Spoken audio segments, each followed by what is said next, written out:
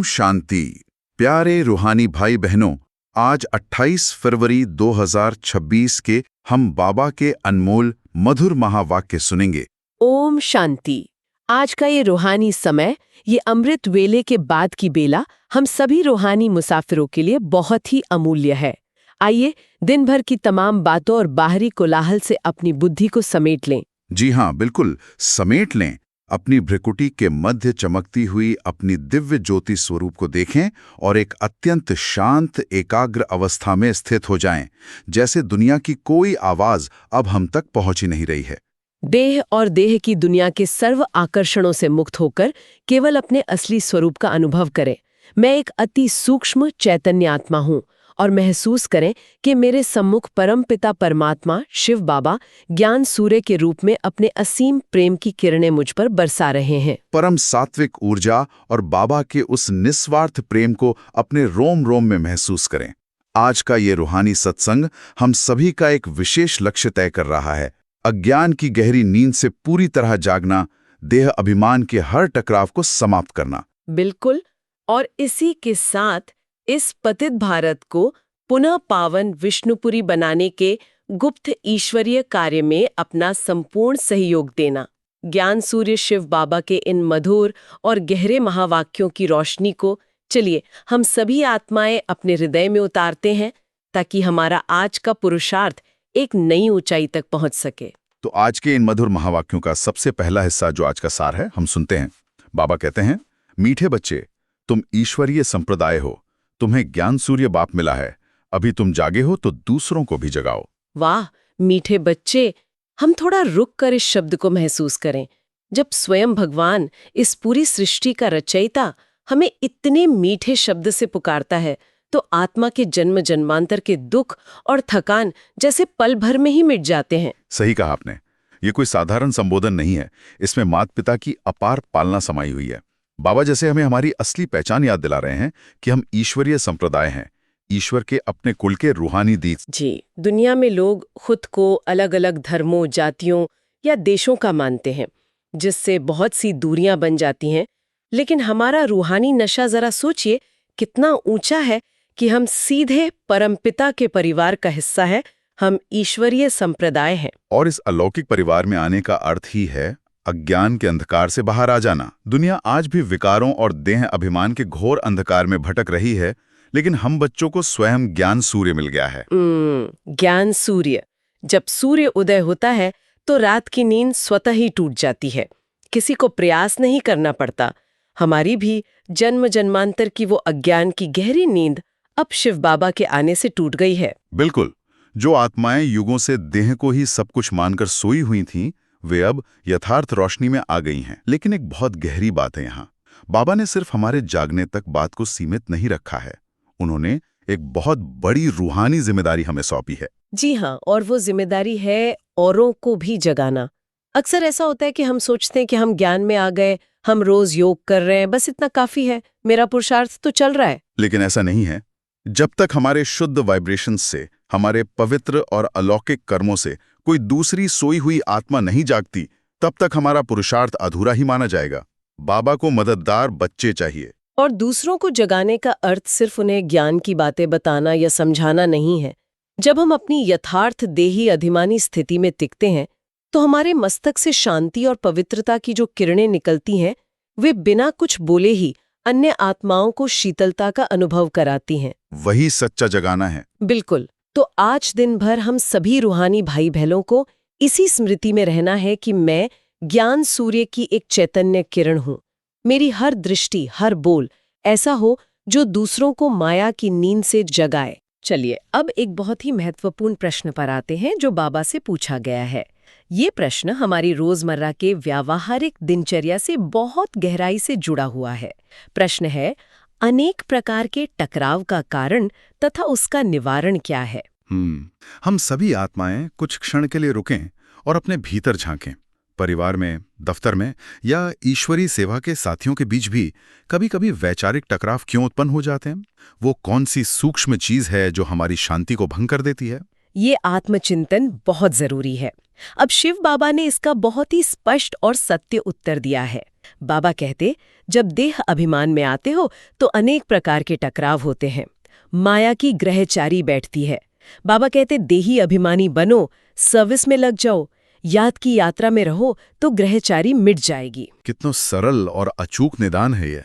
बाबा ने स्पष्ट कर दिया कि हर टकराव, हर मतभेद और मनमुटाव का केवल एक ही मूल कारण है, हमारा देह अभिमान। बिल्कुल। जब हम खुद को देहे, अपनी बुद्धि, अपनी पोजीशन या अपने विचारों से गहराई से जोड़ लेते हैं, तब हमें लगता है कि मेरी बात मानी जानी चाहिए, और वहीं से टकराव जन्म लेता है। इसे अगर हम व्यावहारिक रूप में देखें तो मान लीजिए किसी ने हमारे काम की आलोचना कर दी या हमारी कोई राय नहीं मानी। उस समय अंदर जो ईर्ष्या या अपमान का भाव उठता है, वो क्या है? वो मैं और मेरा का अहंकार ही तो है। जी, और यही माया की ग्रहचारी है जो तुरंत हमारी योग युक्त स्थिति को नीचे गिरा देती है। उस समय हम ईश्वरीय बच्चे नहीं रहते, बस एक साधारण देह अभिमानी मनुष्य बन जाते हैं। ऐसी स्थिति से बाहर निकलने के लिए बाबा हमें 3 बहुत ही स्पष्ट कदम उठाने को कहते हैं। पहला कदम है देही अभिमानी बनो, यानी तुरंत उस देह की पहचान से खुद को अलग कर लो। हाँ, ये याद करो कि मैं भी एक चमकती हुई आत्मा हूँ और सामने वाला भी एक पाठधारी आत्मा है। जो कुछ हो रहा है वो सिर्फ एक खेल है। दूसरा कदम बाबा ने बताया है, सर्विस में लग जाओ। ये बहुत ही गहरी साइकोलॉजी है। जब हमारा मन शुभ भावना और कल्याण की ईश्वरीय सेवा में व्यस्त रहता है तो व्यर्थ बातों के लिए या अपमान महसूस करने के लिए समय ही नहीं बचता। व्यर्थ बुद्धि माया के वार से हमेशा बची रहती है। बिल्कुल सही। और तीसरा सबसे महत्वपूर्ण कदम बाबा ने बताया है, याद की यात्रा। अगर हमारी बुद्धि निरंतर शिव बाबा से जुड़ी है, उनके निस्वार्थ प्रेम में मगन है, तो किसी भी प्रकार के टकराव का कोई असर हमारे ऊपर हो ही नहीं सकता। याद की यात्रा वो ढाल है जिससे माया की हर ग्रहचारी स्वतः ही शांत हो जाती है। चलिए अब हम बाबा की मुख्य शिक्षाओं पर अपना विचार सागर मंथन करते हैं। सबसे पहली शिक्षा में बाबा एक बहुत बड़े रूहानी संकल्प की बात करते हैं। जी, बाबा कहते हैं, इस भारत को रावणपुरी से फिर विष्णुपुरी बनाना है। अब बाप भी है गुप्त, पढ़ाई भी गुप्त है। हम इस अपनी भारत भूमि को स्वर्ग बनाकर छोड़ेंगे। हम इस अपनी भारत भूमि को स्वर्ग बनाकर छोड़ेंगे, ये कोई साधारण बात नहीं है। ये पांडव गवर्नमेंट और ईश्वरीय सेना का एक अत्यंत महान और पूरी तरह से गुप्त कार्य है। बिल्कुल। बाहर की दुनिया भौतिक चीजों में बदलाव ला रही है, बिल्डिंग्स बना रही है, लेकिन हम आत्माएं चेतना के स्तर पर विश्व परिवर्तन कर रही हैं, और ये सब कितना गुप्त है। बाहरी दुनिया को तो इस बात का जरा सा भी आभास तक नहीं है कि स्वयं परमपिता परमात्मा इस धरती पर अवतरित हो चुके हैं। वे तो आकाश की ओर देखते हैं, लेकिन भगवान गुप्त रूप से आकर इस साधारण ब्रह्मातन में बैठकर हमें इतनी ऊंची रूहानी पढ़ाई पढ़ा रहे हैं। यह भारत भूमि जो आज कलयुग के प्रभाव में पतित और रावणपुरी बन चुकी है, जहां हर तरफ दुख और विकार है, यही कभी हमारा सतोप्रधान घर यानी स्वर्ग हुआ करती थी। हमें श्रीमत के आधार पर इसे फिर से वही विष्णुपुरी बनाना है। यह स्मृति हमें हर रोज एक नया उत्साह देती है। हम सभी आत्माओं को आज गहराई से आत्मचिंतन करना चाहिए कि क्या मुझे सारा दिन ये रूहानी नशा निरंतर रहता है कि मैं स्वयं भगवान के विश्व परिवर्तन के कार्य में एक मददगार हूँ। बहुत ही सुंदर प्रश्न है ये। क्या मेरे कर्म, मेरे बोल इस श्रेष्ठ संकल्प को दर्शाते हैं? हमें ये चेक करना है। अब इस विशाल कार्य को साकार कैसे करें, इसके लिए बाबा ने अपनी दूसरी शिक्षा में एक अलौकिक युक्ति दी है। बाबा कहते हैं, आपस में बैठ राय करनी चाहिए कि इन प्रदर्शनी के चित्रों द्वारा हम ऐसी क्या एडवर्टाइजमेंट करें जो अखबार में भी चित्र दें। आपस में इस पर सेमिनार करना चाहिए। आज की दुनियावी सरकारें और संस्थाएं भी शांति और प्रगति के लिए बड़े बड़े सेमिनार करती हैं, लेकिन हमारा ये रूहानी सेमिनार उन सबसे बहुत अलग और शक्तिशाली है। इसमें कोई दिखावा नहीं है। बिल्कुल, इसमें सिर्फ एक मत होने की शक्ति है। बाबा चाहते हैं कि हम ईश्वरीय बच्चे संगठन में आपस में बैठकर सेवा की नई नई रूपरेखा बनाएं। जब 2 या अधिक रूहानी आत्माएं शुभ भावना से आपस में राय सलाह करती हैं, तो उस संगठन में बाबा की शक्ति काम करने लगती है। अक्सर ऐसा होता है कि हम सोचते हैं कि मैं अकेले ही सब कुछ कर लूं, अकेले ही सेवा कर लूं, और फिर हम थक जाते हैं। लेकिन संगठन में बैठकर विचार मंथन करने से नए रचनात्मक तरीके सामने आते हैं। जैसे बाबा ने कहा कि चित्रों और प्रदर्शनियों के माध्यम से ईश्वरी संदेश को दुनिया तक कैसे पहुंचाया जाए, अखबारों में कैसे दिया जाए, ये सब आपसी राय से ही संभव है। तो आज हम सभी को ये चिंतन करना है कि क्या हम अपनी ईश्वरीय सेवा में इस संगठन की एकता और आपसी राय मशवरा को महत्व दे रहे हैं। स्वर्ग स्थापना का ये गुप्त सेमिनार सिर्फ शब्दों का नहीं, बल्कि हमारी शुद्ध वृत्तियों के मिलन का होता है। जी, अब इस सेवा के मैदान में उतरते हुए ये समझना भी बहुत जरूरी है कि हम किन आत्माओं तक ये संदेश ले जा रहे हैं। दुनिया की वर्तमान स्थिति को स्पष्ट करते हुए बाबा तीसरी शिक्षा में हमें एक बहुत ही गहरा इशारा देते हैं। बाबा कहते हैं, तुम कहते हो सब मनुष्य कुंभकर्ण की नींद में सोए हुए हैं। तुम ईश्वरीय संप्रदाय ही ऐसे कहते हो जिनको ज्ञान सूर्य मिला है और जाग उठे हैं। अभी तुमको बाप ने जगाया है, तुमको फिर औरों को जगाना है। कुंभकर्ण की नींद जरा सोचिए, यानी विकारों, मोह और देह अभिमान की वो अज्ञानता जिसमें आज पूरी दुनिया बेसुध पड़ी है। उन्हें जरा भी एहसास नहीं है कि इस बेहद के नाटक का पर्दा अब गिरने ही वाला है। और स्वयं भगवान उन्हें उनके घर ले जाने आ गए हैं। जब परमपिता परमात्मा शिव बाबा स्वयं अपनी ज्ञान की रोशनी से हमें इस मोह निद्रा से जगाते हैं, तो वो अनुभव सचमुच कितना अद्भुत होता है। बिल्कुल, हमें सृष्टि के आदि, मध्य और अंत को देखने की एक बिल्कुल नई और दिव्य दृष्टि मिल जाती है। जो चीजें कल तक हमें बहुत महत्वपूर्ण लगती थी, वे ज्ञान में आने के बाद एकदम मिट्टी समान लगने लगती हैं। लेकिन बाबा कहते हैं कि जागने के बाद चैन से बैठ नहीं जाना है।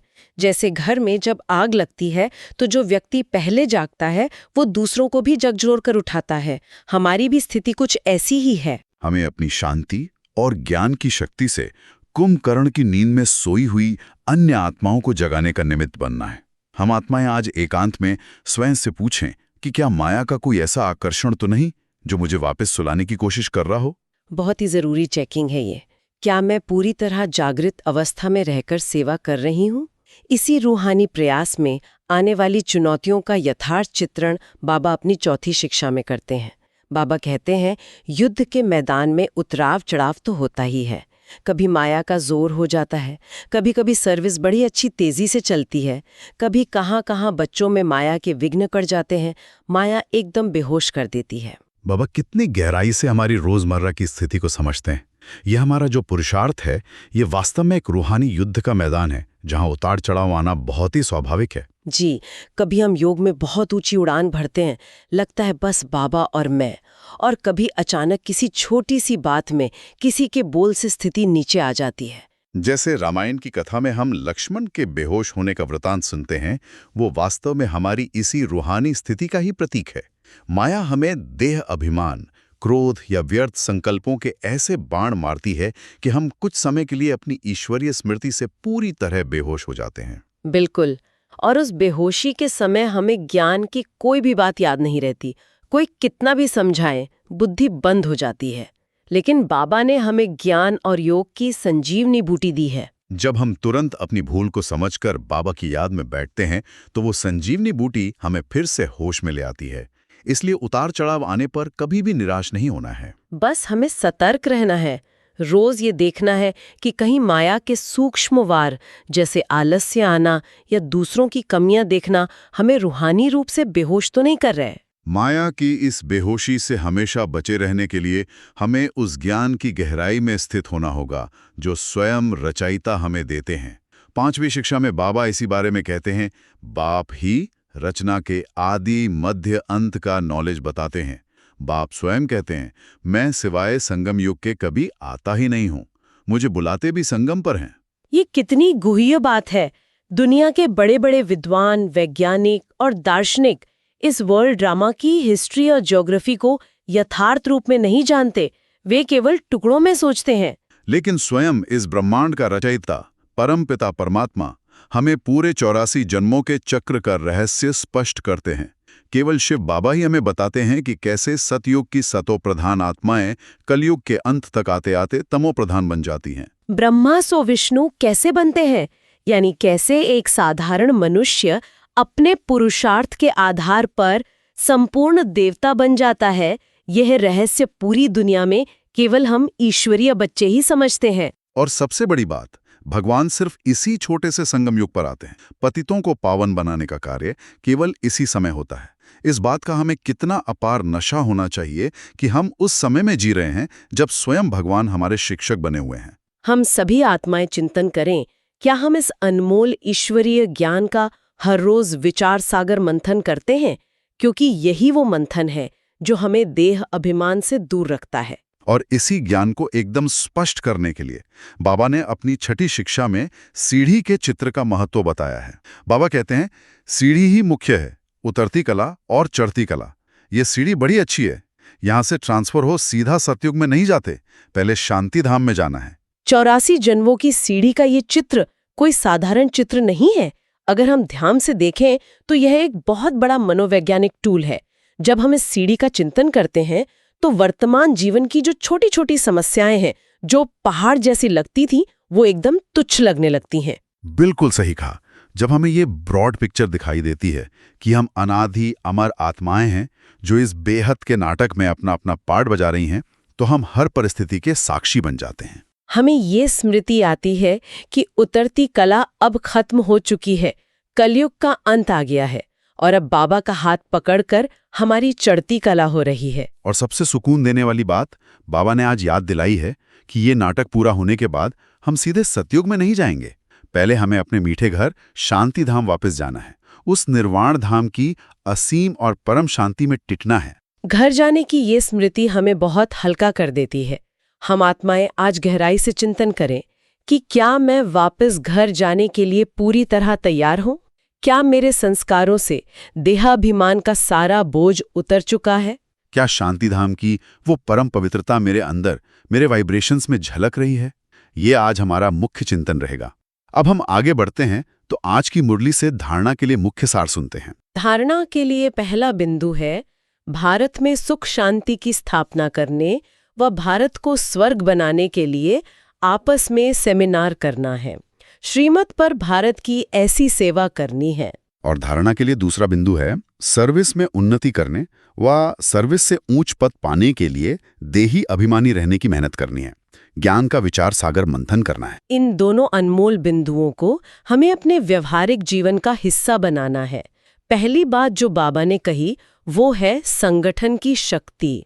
अकेले दौड़ने के बजाय हम आपस में अपनी राय मिलाएं, एक मत होकर ईश्वरीय सेवा करें। जी, जब संगठन में किसी भी प्रकार का कोई मतभेद ना हो, तब भारत को स्वर्ग बनाने का कार्य बहुत सहज हो जाता है।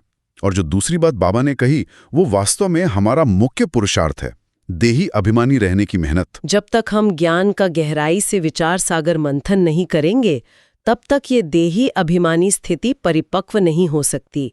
दिन भर में जब भी हमें फुर्सत मिले, हमें दुनियावी बातों के बजाय बाबा की किसी एक पॉइंट पर मंथन करना चाहिए। हम स्वयं से कोमलता से पूछें कि क्या मैं रोज अपना समय विचार सागर मंथन में दे रहा हूं, जिससे मेरी सेवा और मेरी अपनी आंतरिक स्थिति दोनों उन्नत हों।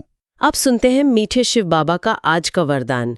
बाबा का वरदान है पवित्रता के आधार पर सुख शांति का अनुभव करने वाले नंबर 1 अधिकारी भव। इस वरदान का विस्तार बताते हुए बाबा कहते हैं, जो बच्चे पवित्रता की प्रतिज्ञा को सदा स्मृति में रखते हैं, उन्हें सुख शांति की अनुभूति स्वतः होती है। पवित्रता का अधिकार लेने में नंबर 1 रहना अर्थात सर्व प्राप्तियों में नंबर 1 बनना। इसलिए पवित्रता के फाउंडेशन को कभी कमजोर नहीं करना, तभी लास्ट सो फास्ट जाएंगे। इसी धर्म में सदा स्थित रहना, कुछ भी हो जाए, चाहे व्यक्ति, चाहे प्रकृति, चाहे परिस्थिति कितना भी हिलाए, लेकिन धरत पर ये धर्म न छोड़िए। धरत पर ये धर्म ना छोड़िए, ये कोई मामूली शब्द नहीं है। इसका बहुत गहरा अर्थ है कि शरीर के प्राण भले ही चले जाएं, लेकिन पवित्रता का हमारा ये श्रेष्ठ धर्म कभी न छूटे। और पवित्रता केवल ब्रह्मचार्य तक सीमित नहीं है, ये तो मन, वचन और कर्म की संपूर्ण शुद्धता है। हमारे संकल्पों में भी किसी के प्रति कोई मैल न हो। कार्यक्षेत्र में या परिवार में कई बार ऐसी परिस्थितियां आती हैं जो हमें क्रोधित करने या अशांत करने का बहुत प्रयास करती हैं, लेकिन बाबा कहते हैं कि हमारी पवित्रता ही वो मूल फाउंडेशन है जिस पर हमारी सुख शांति टिकी हुई है। बिल्कुल, अगर हमारा फाउंडेशन मजबूत है तो बाहरी परिस्थितियां हमें कभी हिला नहीं सकती। चाहे कोई व्यक्ति हमारा कितना भी विरोध करे या प्रकृति ही कोई उथल पुथल क्यों न मचा दे, हमारी अंदरूनी पवित्रता की स्मृति सदा अटल रहनी चाहिए। इसी दृढ़ता के बल पर ही हम सुख शांति के नंबर 1 अधिकारी बन सकते हैं। आज दिन भर इस वरदान को अपने मस्तक पर एक चमकते हुए सितारे की तरह महसूस करें। जब भी कुछ विपरीत हो, स्वयं को याद दिलाएं कि मैं नंबर 1 पवित्र आत्मा हूँ।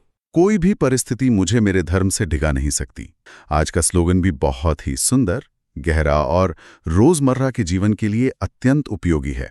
बाबा कहते हैं, व्यर्थ से इनोसेंट बनो तो सच्चे सच्चे सेंट्स बन जाएंगे। इनोसेंट यानी मासूम और सेंट यानी संत, इन दोनों के बीच का ये खूबसूरत कनेक्शन हमारी पूरी स्थिति बदल सकता है। इनोसेंट होने का मतलब ये नहीं है कि हमें दुनियादारी की समझ नहीं है। बिल्कुल नहीं। इसका मतलब है व्यर्थ बातों से खुद को पूरी तरह अनजान और अछूता रखना। आजकल की दिनचर्या में सोशल मीडिया हो, ऑफिस की गॉसिप हो या किसी की कमियों की चर्चा हो, व्यर्थ संकल्प बहुत जल्दी आकर्षित करते हैं। ऐसे समय में हमें एकदम इनोसेंट बन जाना है, जैसे हम उस बुराई के बारे में कुछ जानते ही नहीं, हमें कुछ समझ ही नहीं आता।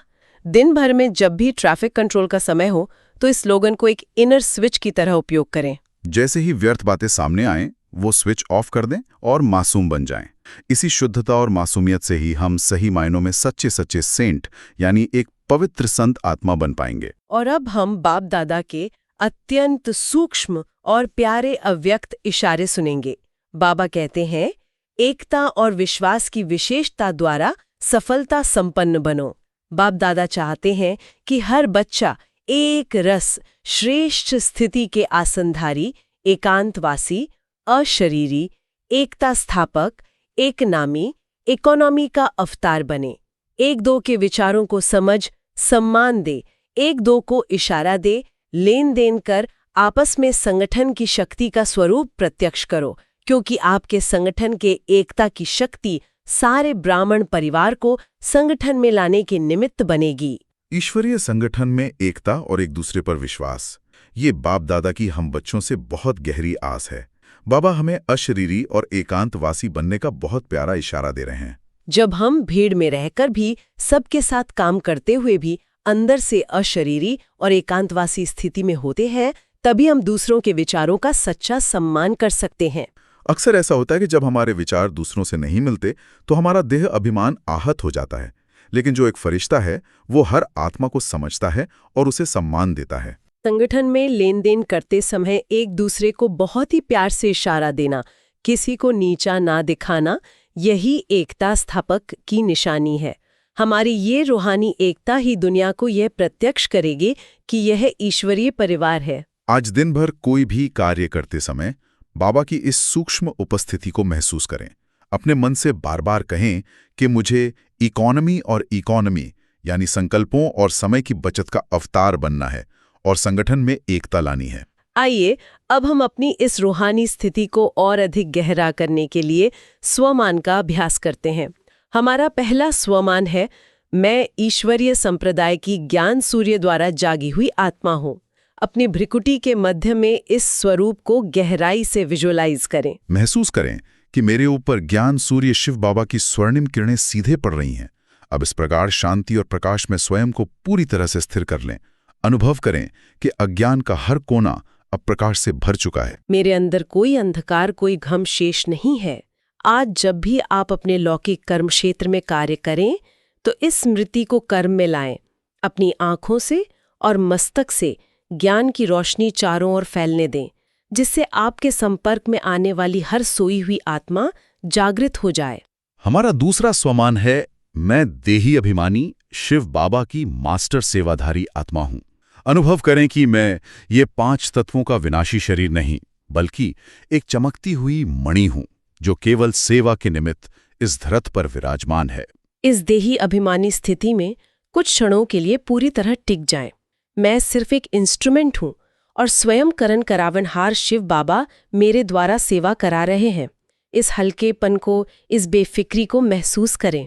अपनी दिनचर्या में जब भी कोई आपसे मिले तो उसे शरीर के रूप में नहीं, बल्कि भ्रिकुटी में चमकती हुई आत्मा के रूप में ही देखें। आपकी ये आत्मिक दृष्टि ही सबसे बड़ी रूहानी सेवा बन जाएगी। तीसरा स्वमान है, मैं पांडव गवर्नमेंट की एक रस अशरीरी और गुप्त रूहानी सेना हूं। दुनिया के कोलाहल से बहुत दूर एकांत में महसूस करें कि मैं शिव बाबा की उस गुप्त सेना का एक श्रेष्ठ महावीर हूं, जो साइलेंस की शक्ति से विश्व परिवर्तन कर रहा है। अपनी इस एकरस अवस्था को पक्का करें। बाहरी दुनिया में चाहे जो भी हलचल हो, लेकिन मेरी आंतरिक शांति अचल है, वो डोल नहीं सकती। मैं पूरी तरह अशरीरी स्थिति में हूं। जब भी आपके आसपास कोई तनावपूर्ण परिस्थिति या शोरगुल हो तो तुरंत अपने इस गुप्त सेनानी वाले अशरीरी कवच को पहन लें। किसी भी नकारात्मक वाइब्रेशन को अपने भीतर प्रवेश न करने दें। चौथा सोमान है, मैं पवित्रता के अटल फाउंडेशन वाली नंबर 1 अधिकारी आत्मा हूं। अनुभव करें कि संपूर्ण पवित्रता ही मेरी असली प्रकृति है। मेरे आभा मंडल से पवित्रता की श्वेत और शीतल किरणें निकलकर पूरे वायुमंडल को पावन बना रही हैं। इस अटल निश्चय में स्थित हो जाएं कि चाहे कोई व्यक्ति, प्रकृति या परिस्थिति मुझे कितना भी हिलाने का प्रयास करे, मेरा ये पवित्रता का फाउंडेशन कभी कमजोर नहीं पड़ सकता। व्यवहारिक जीवन में जब भी कोई आपको क्रोध दिलाने वाली बात कहे तो इस स्वमान को याद कर तुरंत शांत हो जाएं। धरत पर ये धर्म न छोड़िए, अपनी इस प्रतिज्ञा को अपने हर व्यवहार में प्रत्यक्ष करें। 5वां और अंतिम स्वमान है, मैं व्यर्थ से मुक्त, सुख शांति संपन्न, सच्ची सेंट आत्मा हूं। अपने भीतर की उस परम मासूमियत और बाल समान शुद्धता को गहराई से महसूस करें, जहां किसी भी प्रकार का कोई व्यर्थ या नकारात्मक विचार प्रवेश ही नहीं कर सकता। इस कमल पुष्प के समान निर्लेप अवस्था में टिक जाएं। मैं हर बुराई और कमियों से बिल्कुल इनोसेंट हूं। मुझे सिर्फ बाबा और बाबा का ईश्वरीय कार्य ही दिखाई देता है। आज दिन भर जब भी कोई व्यर्थ बात आपके सामने आए या कहीं गॉसिप चल रही हो तो वहां से स्वयं को चुपचाप हटा लें। अपनी उस सेंट जैसी रूहानी मासूमियत में रहें और सिर्फ सुख शांति के वाइब्रेशंस फैलाएं। आज का ये रूहानी सत्संग हम सभी आत्माओं के लिए सचमुच कितना गहरा और अलौकिक था। शिव बाबा ने हमें आज उस कुंभकर्ण की अज्ञान नींद से पूरी तरह जगाकर एक स्पष्ट और महान लक्ष्य दिया है। जी, जब हम 84 जन्मों की सीढ़ी को देखकर घर जाने की तैयारी करते हैं और अपने देह अभिमान को मिटाकर संगठन में एकता लाते हैं, तभी हम इस रावणपुरी को पुनः विष्णुपुरी बनाने के महान कार्य के निमित्त बन पाते हैं। पवित्रता का यह फाउंडेशन ही हमारी सबसे बड़ी शक्ति है। प्यारे रूहानी भाई बहनों, अगर हम सभी रोज इसी तरह शिव बाबा के मधुर वचनों की गहराई में उतरना चाहते हैं तो इस ईश्वरीय चैनल को जरूर सब्सक्राइब करें, ताकि हम सभी को रोज बाबा की श्रीमत, ज्ञान का स्पष्टीकरण और ये सूक्ष्म अव्यक्त इशारे प्राप्त होते रहें और हम सभी के पुरुषार्थ की यात्रा सहज व निर्विघ्न हो। जाने से पहले आज दिन भर के लिए एक सूक्ष्म विचार मैं हम सभी आत्माओं के लिए छोड़ना चाहूंगी। जब भी आज कोई परिस्थिति या व्यक्ति हमें हिलाने का प्रयास करे तो क्या हम उस पल स्वयं को व्यर्थ से पूरी तरह इनोसेंट रखकर सच्चे सेंट बन सकते हैं? इस पर विचार कीजिएगा। हम सभी रूहानी आत्माओं का दिन शुभ हो, पवित्रता और परम शांति से भरपूर हो। अच्छा, ओम शांति।